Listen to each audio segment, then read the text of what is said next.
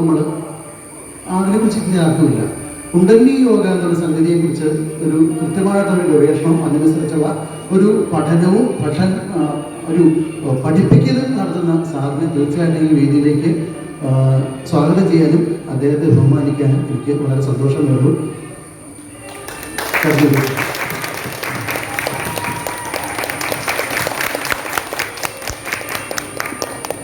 എന്നുള്ള ഒരു രീതിയാണ് യോഗ എന്ന് പറയുമ്പോൾ ഈ ആസനങ്ങളിൽ അധിഷ്ഠിതമാണ് എന്നുള്ളതാണ് യോഗാസനം. യഥാർത്ഥത്തിൽ അങ്ങനെയല്ല. അതിന് പതഞ്ജലി മഹർഷി ഒരു നല്ല വ്യാഖ്യാനം ചെയ്ത് ചിട്ടപ്പെടുത്തിയിട്ടുള്ള അഷ്ടാംഗ യോഗ, അതാണിപ്പോൾ പൊതുവെ ലോകം മുഴുവൻ അംഗീകരിക്കപ്പെടുന്ന ഒരു യോഗയുടെ പൂർണ്ണത ഉള്ള ഒരു ഭാഗം. അതായത് യമം, നിയമം, ആസനം, പ്രാണായാമം, പ്രത്യാഹാരം, ധാരണ, ധ്യാനം, സമാധി എന്നിങ്ങനെ 8 വിഷയങ്ങളിലൂടെ 8 ഭാഗങ്ങളിലൂടെയാണ് യോഗ സമ്പൂർണ്ണമാകുന്നത്. അതിൽ ആദ്യത്തെ യമം, നിയമം, അത് ആചരിക്കേണ്ടതും അല്ലെങ്കിൽ പാലിക്കേണ്ടതും നമ്മുടെ ജീവിതത്തിൽ കൊണ്ടു നടക്കേണ്ടത്, ശീലിക്കേണ്ടതും പാലിക്കേണ്ടതുമായിട്ടുള്ള എന്നാണ് പറഞ്ഞു വരുന്നത്. ശീലം ഇന്ന കാര്യങ്ങളൊക്കെ ശീലമായിട്ട് കൊണ്ടു നടക്കണം, ഇന്ന കാര്യങ്ങളൊക്കെ നമ്മൾ നിയമപരമായിട്ട് ഇതൊക്കെ നിർബന്ധമായിട്ട് അനുസരിക്കണം. അങ്ങനെയുള്ള ഒരു 4-5 കാര്യങ്ങൾ യമത്തിലും, 5 കാര്യങ്ങൾ നിയമത്തിലും. പിന്നെ പ്രാണായാമം എന്ന് പറഞ്ഞാൽ ഒരു ശ്വാസം എടുക്കൽ മാത്രമല്ല, പ്രാണായാമം പഠിക്കാതെ തന്നെ ശ്വാസം എല്ലാവരും എടുക്കുന്നതാണ്. അപ്പം അതിൻ്റെ വിഭിന്നങ്ങളായ രീതികൾ, അത് നമ്മളുടെ മനസ്സിനെയും ശരീരത്തിനെയും എങ്ങനെയൊക്കെ ബാധിക്കുന്നു എന്നുള്ള കാര്യങ്ങളൊക്കെ അതിൽ കൂടി മനസ്സിലാവും. പിന്നെ ആസനങ്ങൾ പിന്നീടാണ് 4ാമത്തെ ഭാഗത്താണ്. യമം, നിയമം കഴിഞ്ഞിട്ടാണ് ആസനം, അത് കഴിഞ്ഞിട്ട് പ്രാണായാമം, പിന്നെ പ്രത്യാഹാരം, ധാരണ, ധ്യാനം, സമാധി എന്നിങ്ങനെയാണ് അതിൻ്റെ പൂർണ്ണതയിലേക്ക് എത്തുന്നത്. പിന്നെ ഇപ്പം നമുക്ക് പ്രചാരത്തിൽ വരുന്ന കുറേ കാര്യങ്ങൾ, ആകെ 2 കാര്യങ്ങളാണ് പൊതുവെ കാണപ്പെടുന്നത്. ഒന്ന് യോഗാസനങ്ങൾ, ഒന്ന് മെഡിറ്റേഷൻ. ഇത് രണ്ടും എല്ലാവർക്കും അറിയാം, പേര് കേട്ടിട്ടുണ്ട്. പക്ഷേ ആന്തരികമായിട്ട് അതിൻ്റെ ഉള്ളിലുള്ള തത്വാർത്ഥം എന്താണ് അതിൽ അടങ്ങിയിരിക്കുന്നത്, അതിനെക്കുറിച്ച് വിശദമായിട്ട് പഠിക്കണമെങ്കിൽ അല്ലെങ്കിൽ ഒരു ഗുരുവിൻ്റെ കീഴിൽ നമുക്ക് പുസ്തകം വായിച്ചാൽ മനസ്സിലാക്കാൻ പറ്റുന്ന ധാരാളം കാര്യങ്ങളുണ്ട്. വെള്ളത്തിൽ നീന്താൻ പോകുന്നത് ഇപ്പോൾ കരയിൽ നിന്ന് പുസ്തകം വായിച്ച് പഠിക്കുന്നത് പോലെ അല്ല പഠിക്കേണ്ടത്. അത് ഇറങ്ങിച്ചെന്ന് നേരിട്ട് നമ്മൾ അതിൽ ലയിച്ചിട്ട് പഠിക്കേണ്ടതാണ്. ആ രീതിയിലൊക്കെ ഒരു ക്ലാസ്സുകളൊക്കെ കിട്ടുമെങ്കിൽ ശാരീരികമായിട്ടും മാനസികമായിട്ടും സാമൂഹികമായിട്ടും നമുക്ക് ഒത്തിരി പരിവർത്തനങ്ങൾ ഉണ്ടാക്കാൻ സാധിക്കും. ഈ ജൈവകൃഷിയുടെ കാര്യം പറഞ്ഞാൽ പൂർണ്ണമായിട്ട് ആരോഗ്യത്തിന്, അതുപോലെ തന്നെ മനസ്സിന് നല്ലതാണ്. മനുഷ്യൻ്റെ ശരീരമാണ് മനസ്സിനെയും കൂട്ടി ഈ ആത്മീയതയിലേക്ക് കിടക്കുന്നത്. ശരീരമില്ലെങ്കിൽ ഇതൊന്നുമില്ല. അപ്പോൾ ശരീരത്തെ കാത്തു സൂക്ഷിക്കേണ്ടതിൻ്റെ പ്രാധാന്യത്തെക്കുറിച്ചാണ് യോഗ ആദ്യം തുടങ്ങുന്നത്. പിന്നീട് അത് മനസ്സുമായിട്ടും അവസാനം അത് നമ്മളുടെ ആത്മാവിൽ പരമാത്മാവിൽ ലയിപ്പിക്കുന്ന വിദ്യയെക്കുറിച്ചും അതിന് ട്രെയിനിങ്ങാണ് സമ്പൂർണ്ണ യോഗ. ഇത്രയും പറഞ്ഞുകൊണ്ട് ഞാൻ നിർത്തുന്നു. ഇതിൻ്റെ അവസരം തന്നെ നന്ദി, നമസ്കാരം. Thank you sir. സാറിൻ്റെ ഇനിയുള്ള സഹകരണം നമ്മുടെയായിട്ട് നല്ല രീതിയിലുണ്ടാവും. നമുക്ക് സാറിന് പരമാവധി പ്രയോജനപ്പെടുത്തിക്കൊണ്ട് ആ രീതിയിൽ നമ്മുടെ ആരോഗ്യം മെച്ചപ്പെടുത്തുക തന്നെ ചെയ്യണം. അതിനുവേണ്ട സൗകര്യങ്ങൾ സാറ് ചെയ്തു തരും. പിന്നെ നമ്മളെല്ലാവരും ആകാംക്ഷയോടുകൂടി കാത്തിരിക്കുന്ന ഒരു ആണെന്നല്ലേ, കഴിഞ്ഞ ആഴ്ച നമുക്ക് വന്ന് കർക്കിടകവും ആയുർവേദത്തിൻ്റെ രഹസ്യങ്ങളും പറഞ്ഞു തന്ന് അതിൻ്റെ ഒത്തിരി സംശയങ്ങൾ നമ്മൾ ഉണ്ടാക്കിയിട്ടാണ് പോയിരിക്കുന്നത് അല്ലേ. ഒത്തിരി ചോദ്യങ്ങളുമായിട്ടായിരിക്കും നിങ്ങൾ വന്നിരിക്കുന്നത്. നമുക്ക് ചോദ്യങ്ങളെല്ലാം ചോദിച്ച് മനസ്സിലാക്കാം. അതിലൂടെ ആയുർവേദത്തിലൂടെ നമ്മുടെ ആരോഗ്യം കാത്ത് സംരക്ഷിക്കാൻ വേണ്ട കാര്യങ്ങൾ ചെയ്യാം. അതിനു വേണ്ടിയിട്ട് നമുക്ക് ഡോക്ടറെ വിളിക്കാം. Doctor please. സന്തോഷം. ആദരിക്കുന്നതിന് വേണ്ടിയിട്ട് നമുക്ക് പ്രണവവേദയുടെ മുന്നണിയിൽ നിന്ന് പ്രവർത്തിക്കുന്ന അതിൻ്റെ കോർ ടീമിലുള്ള നമ്മുടെ മോഹൻ ബർക്കൽ സാറിനെ വിളിക്കുന്നു. സാറ് പാലയിലാണ്. ഇന്ന് വിശ്വഹിന്ദു പരിഷത്തിന്റെ കോട്ടയം ജില്ലാ സെക്രട്ടറിയാണ്. അദ്ദേഹത്തെ ഈ ആദരിക്കുന്നതിന് വേണ്ടിയിട്ട് ഡോക്ടറെ ആദരിക്കുന്നതിന് വേണ്ടിയിട്ട് വിളിക്കുകയാണ്.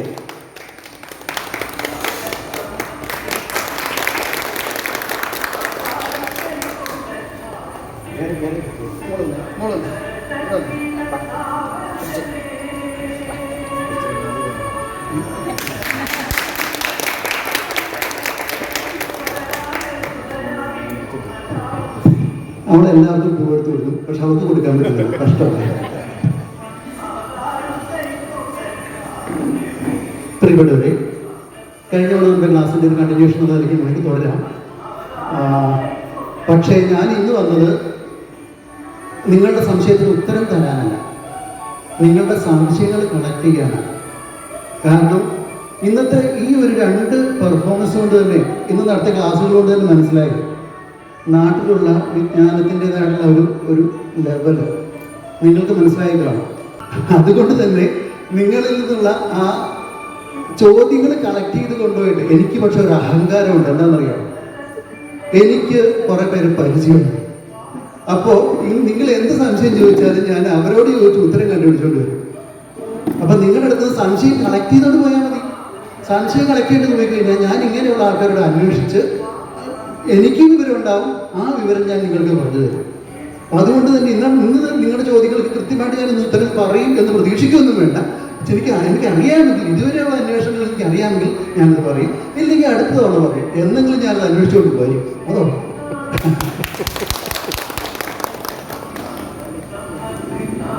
എന്നാൽ എന്ത് വേണ്ട, നമുക്കിപ്പോൾ ഒരു ക്ലാസ് പോലെ തുടങ്ങണോ, അതല്ല നിങ്ങളുടെ സംശയങ്ങൾക്ക് ഉത്തരം പറയണോ? ഞാനൊന്ന് ഓഫ് ഹാൻഡ് ആയിട്ടോ, ഒന്നും ചിന്തിക്കാതെ വേണ്ടി. അന്ന് നമ്മൾ പറഞ്ഞു നിർത്തിയത് കേരളത്തിൻ്റെ ആയുർവേദ മാതൃക അല്ലെങ്കിൽ ആരോഗ്യ മാതൃക എന്നതിനെ കുറിച്ച് ഒരു കൂടുതൽ ചർച്ചയാണ്. കർക്കിടകവുമായി ബന്ധപ്പെടുത്തി നമ്മൾ പറഞ്ഞുകൊണ്ടിരിക്കുകയായിരുന്നു. അതിനിടയ്ക്കാണ് നിർത്തിയത്. അത് കണ്ടിന്യൂ ചെയ്യാം.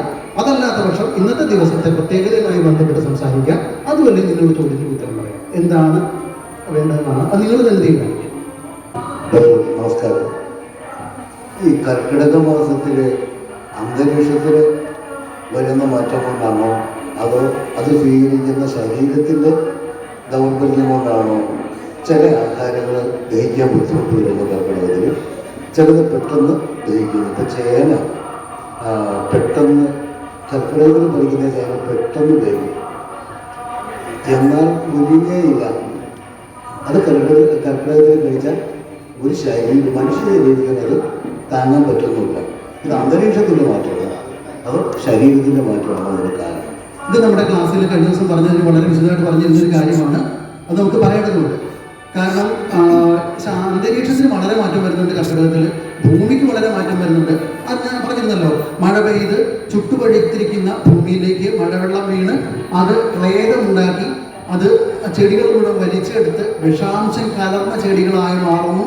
ഇത് നമ്മൾ ആഹരിക്കുമ്പോൾ ഉണ്ടാകുന്ന ഒരവസ്ഥ. ഇതിനെക്കുറിച്ച് നമ്മൾ കഴിഞ്ഞ ദിവസം ചർച്ച ചെയ്തിരുന്നതാണ്. അന്തരീക്ഷത്തിന് മാറ്റം വരുന്നുണ്ട്, മണ്ണിന് മാറ്റം വരുന്നുണ്ട്, നമ്മുടെ ശരീരത്തിന് മാറ്റം വരുന്നുണ്ട്, അഗ്നിക്ക് മാറ്റം വരുന്നുണ്ട്. നമ്മുടെ ശരീരത്തിലെ ആ ഒരു അഗ്നി, അതായത് നേരത്തെ പറഞ്ഞു ഡൈജഷൻ, സെൽ ഡൈജഷനുണ്ട്, സാധാരണ ഓർഡിനറി ഡൈജഷനുണ്ട്. ഇത് രണ്ടിലും ഒരു ഡിമിനിഷ്ഡ് സ്റ്റേറ്റാണ്. ഈ സമയം നമ്മൾ പോഷണം കൂടുതലായിട്ട് കഴിച്ചാൽ അപകടം ഉണ്ടാക്കും ഉണ്ടാകാം. കാരണം അത് സ്വീകരിക്കാൻ പറ്റാത്ത അത്ര ആ ഒരു അവസ്ഥയിലുള്ള ശരീരത്തിന് ദോഷം വരും. അതുകൊണ്ടാണ് അങ്ങനെയുള്ള മരണങ്ങൾ ഉണ്ടായിക്കൊണ്ടിരിക്കുക ആ ഒരു കാലത്ത്. ശരിക്കും പോഷണമാണ് ആ സമയത്ത് നടക്കുന്നത്. ചെടികൾ പോഷണമാണ്, ചെടികളുടെ വേരിറങ്ങും. ആ സമയത്ത് അവരെ വലിച്ചെടുക്കും. ഈ വലിച്ചെടുക്കുന്നതാണ് നല്ല കാര്യമായിട്ട് തന്നെ ആ സമയത്ത് വലിച്ചെടുക്കും. കർക്കിടക നന്നായിട്ട് അസലായിട്ട് വലിച്ചെടുക്കുന്നുണ്ട്. അത് സന്തോഷ ക്ലാസ്സിൽ അത് പറയുകയും ചെയ്തിരുന്നു. ഒരു വൈഷ്ണവശക്തിയുടെ അവസ്ഥ അത് പറഞ്ഞിരുന്നു. അത് ഈ സമയത്ത് ശരിക്കും ഡെവലപ്പായിരിക്കുന്ന ഈ സംഗതി നമ്മൾ ആഹരിച്ചാൽ എന്തായിരിക്കും? ശരിക്ക് മഴക്കാലത്ത് ശാഖവർഗ്ഗങ്ങൾ, അതായത് ഇലക്കറികൾ ഉപയോഗിക്കരുത് എന്നാണ് ആയുർവേദം പറയുന്നത്. പക്ഷേ അത് ഒരു മിനിമം ഡോസിൽ ഉപയോഗിച്ചാൽ നല്ലതുമാണ്. നമ്മൾ വാക്സിൻ എടുക്കാറില്ല. ഇത് നല്ല സാധനമാണ് വാക്സിനേഷൻ ഉപയോഗിക്കുന്നത്. അല്ല, ഈ രോഗാണുക്കളെ തന്നെ ചെറിയ തോതിൽ അല്ലെങ്കിൽ ആ ഒരു അണുക്കളെ തന്നെ നമുക്ക് പറ്റുന്ന തലത്തിൽ വളരെ ഡൈല്യൂട്ട് ചെയ്ത് അല്ലെങ്കിൽ വേറൊരു സംസ്കരിച്ച് മാറ്റിയെടുത്തിട്ട് നമ്മുടെ ശരീരത്തിൽ പ്രയോഗിക്കുന്നു. ഇപ്പോൾ ഈ സമയത്ത് നമ്മുടെ ശരീരം അതിനെ ആക്സെപ്റ്റ് ചെയ്തിട്ട് ഇത്തരം സംഗതികളിൽ കൂടിയ ഡോസിൽ സംഗതി വരുമ്പോൾ പിടിച്ചു നിൽക്കാൻ പാകത്തിന് ശരീരം അതിനെ പ്രിപ്പയർ ചെയ്യും. അപ്പോൾ ഒന്ന് ആലോചിച്ച് നോക്കാം, ശാഖവർഗ്ഗങ്ങൾ ഉപയോഗിക്കരുത്, ഇലക്കറികൾ ഉപയോഗിക്കരുത് എന്ന് പറഞ്ഞാൽ ഈ കർക്കിടകത്തിൽ നമ്മൾ 10 കൂട്ടുന്നുണ്ട്. ശരിക്കും അന്ന് പറയുന്നുണ്ട്, ദൈവം അമൃതം തളിക്കുന്നുണ്ട് ചെടികളിൽ എന്ന് പറയുന്നു. അമൃതം അധികമായാൽ വിഷം തന്നെയാണ്. അപ്പോൾ ചെറിയ തോതിൽ കഴിക്കുന്നത്, അതാണ് നമ്മൾ കറിയായിട്ട് കൂട്ടുന്നത്. അത് തന്നെ ഭക്ഷണമായിട്ട് കഴിച്ചു കഴിഞ്ഞാൽ മിക്കവാറും പണി കിട്ടും.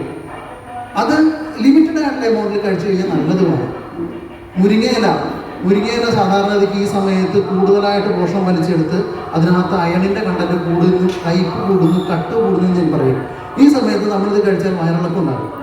അതുകൊണ്ട് കഴിക്കരുതെന്ന് പറയുന്നു. പിന്നെ നമ്മൾ പറഞ്ഞു പൊട്ടിച്ചെടുത്താൽ ആ സമയത്ത് കർക്കിടകത്തിൽ ഇല പൊട്ടിച്ചാൽ ചെടിക്ക് ദോഷമാണ്. അതുകൊണ്ട് കഴിവതും ആ സമയത്ത് പൊട്ടിക്കാതിരിക്കുക. അത് ചെടി കായ്ക്കാതിരിക്കല്ലേ എന്നുള്ള കണക്കൂട്ടലിൽ അടുത്ത കൊല്ലം കൂടുതൽ കായ ഉണ്ടാകണമെങ്കിൽ ആ സമയത്ത് ഇല പൊട്ടിക്കരുത്.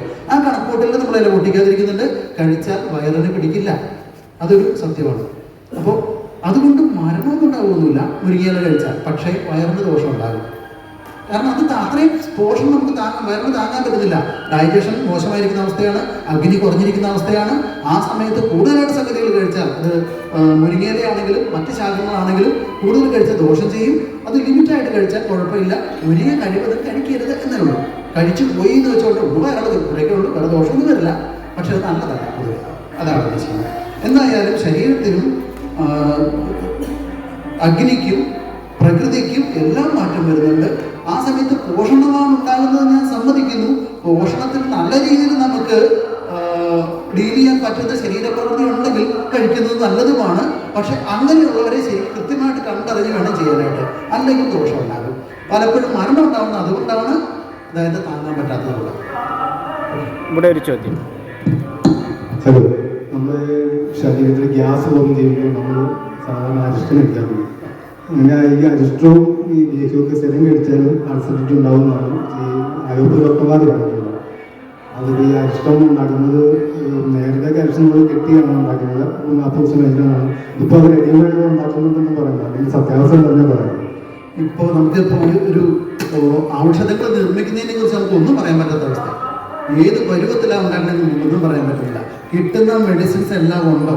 പണ്ടൊരു ചൊല്ലുണ്ട്, എന്താ പറയുക, കണ്ടകാരി ഉണ്ടെങ്കിൽ കണ്ടകാരി ചേർക്കുക, കണ്ടകാരി ഇല്ലെങ്കിൽ ചുണ്ടവേരി ചേർക്കുക, ചുണ്ടവേരി ഇല്ലെങ്കിൽ കണ്ടവേരി ചേർക്കുക എന്ന് പറഞ്ഞൊരു അവസ്ഥയുണ്ട്. പലപ്പോഴും നമ്മൾ ഉപയോഗിക്കുന്ന മരുന്നുകൾ ഏതൊക്കെയാണ്, എല്ലാം അതിനകത്തുണ്ടോ എന്ന് പറഞ്ഞ് നമുക്ക് അറിയാൻ പറ്റാത്ത അവസ്ഥയാണ്.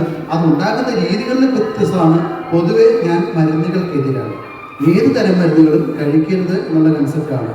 അതാണ് ആയുർവേദത്തിന്റെ പ്രത്യേകത. ആയുർവേദം എന്ന് പറഞ്ഞാൽ മരുന്ന് കഴിക്കലല്ല. സാറ് കഴിഞ്ഞ ദിവസം ഇന്നത്തെ ക്ലാസ്സിൽ പറഞ്ഞു, ഇപ്പോൾ ആയുർവേദ ആശുപത്രി പോകുന്നത് എന്തിനാണ്? നിങ്ങളൊക്കെ ആയുർവേദ ആശുപത്രി പോകുന്നത് എന്തിനാണ്? മരുന്ന് വാങ്ങാൻ അല്ലേ? അതാണ് ഒരു പ്രശ്നം. മറ്റേ അലോപ്പതി ആശുപത്രി പോയാലോ ഡോക്ടറെ കാണാൻ. ആയുർവേദ ആശുപത്രി പോകുന്നത് എന്താ? മരുന്ന് വാങ്ങാൻ. മരുന്ന് വാങ്ങാൻ ആയുർവേദ ആശുപത്രി പോകരുത്. കാരണം ഇതൊരു തോന്നല. മരുന്ന് ഇഷ്ടംപോലെ കഴിക്കാവുന്നതാണോ? അപ്പൊ മരുന്നാണെങ്കിൽ നിങ്ങൾ മരുന്ന് വാങ്ങാനാണ് പോകണമെങ്കിൽ അത് ഇങ്ങനെ ഇഷ്ടം പോലെ വാങ്ങിക്കരുത്. പലപ്പോഴും ഈ മീറ്റിങ്ങുകളിലൊക്കെ അല്ലെങ്കിൽ ഇപ്പോൾ ഈ മെഡിക്കൽ ക്യാമ്പൊക്കെ നടക്കുമ്പോൾ അനൗൺസ്മെന്റ് കേൾക്കാം, നിങ്ങൾക്ക് യഥേഷ്ടം മരുന്നുകൾ കിട്ടുന്നതിന് ഇഷ്ടംപോലെ മെഡിക്കൽ ക്യാമ്പിൽ നിങ്ങൾക്ക് യഥേഷ്ടം മരുന്ന് കിട്ടും. യഥേഷ്ടം മരുന്ന് കിട്ടാനാണെങ്കിൽ പിന്നെ നിങ്ങൾ സ്വയം മേടിച്ച് കഴിച്ചാൽ പോലെ. എന്തിനാണ് ഒരു ഡോക്ടർ? യഥേഷ്ടം പറഞ്ഞാൽ എങ്ങനെയാണ് ഇഷ്ടം അതനുസരിച്ച് നിങ്ങൾക്ക് കഴിക്കാം. യഥാ ഇഷ്ടം, നിങ്ങൾക്ക് ഇഷ്ടം എന്തോ അതനുസരിച്ച് ഇഷ്ടം പോലെ കഴിക്കാനുള്ളതല്ല മരുന്ന്. കഴിയുമെങ്കിൽ മരുന്നുകൾ കഴിക്കുകയരുത്. അതായത് ആയുർവേദം നമ്മൾ നേരത്തെ പറഞ്ഞു സ്വസ്ഥവൃത്തം ആദരവൃത്തം. സ്വസ്ഥവൃത്തം എന്ന് പറഞ്ഞു കഴിഞ്ഞാൽ ആരോഗ്യം സംരക്ഷിക്കാൻ വേണ്ട കാര്യങ്ങൾ സ്വസ്ഥവൃത്തത്തിൽ കൂടി ചെയ്യുക.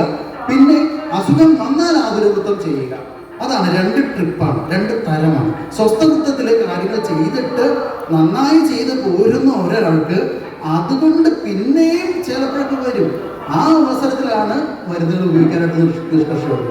അല്ലാതെ അസുഖം വന്നാൽ ഉടനെ ആയുർവേദ ആശുപത്രി പോകുക എന്ന് പറഞ്ഞാൽ അതൊരു ചികിത്സാ രീതി, അതൊരു നല്ല രീതിയാണ് ഞാൻ അംഗീകരിക്കില്ല. പലപ്പോഴും ആയുർവേദ അലോപ്പതി എന്നുള്ളൊരു കമ്പാരിസൺ വരുന്നത് ഈ മരുന്നുകൾ എന്നുള്ള കമ്പാരിസനാണ്. അത് ഞാൻ ഒരിക്കലും അംഗീകരിക്കുന്നതാണ്. ഞാൻ ഒരു സിസ്റ്റത്തിന് എതിരല്ല. അലോപ്പതി വേണം, ആയുർവേദം വേണം, ഹോമിയോ വേണം, എല്ലാം നമുക്ക് വേണം. പ്രകൃതി ചികിത്സ വേണം, യോഗ വേണം. യോഗയിൽ ചികിത്സ രീതി തന്നെയാണ്. അപ്പോൾ ഇതെല്ലാം നമുക്ക് വേണം. ഇത് ശരിക്കും പറഞ്ഞാൽ ഓരോന്ന് ഏത് അവസ്ഥകളിൽ എന്തിനൊക്കെ ഉപയോഗിക്കണം നമുക്ക് കൃത്യമായിട്ട് അറിയാമെങ്കിൽ നമുക്ക് ധൈര്യമായിട്ട് ഡീൽ ചെയ്യാം. അതാണ് കാര്യം.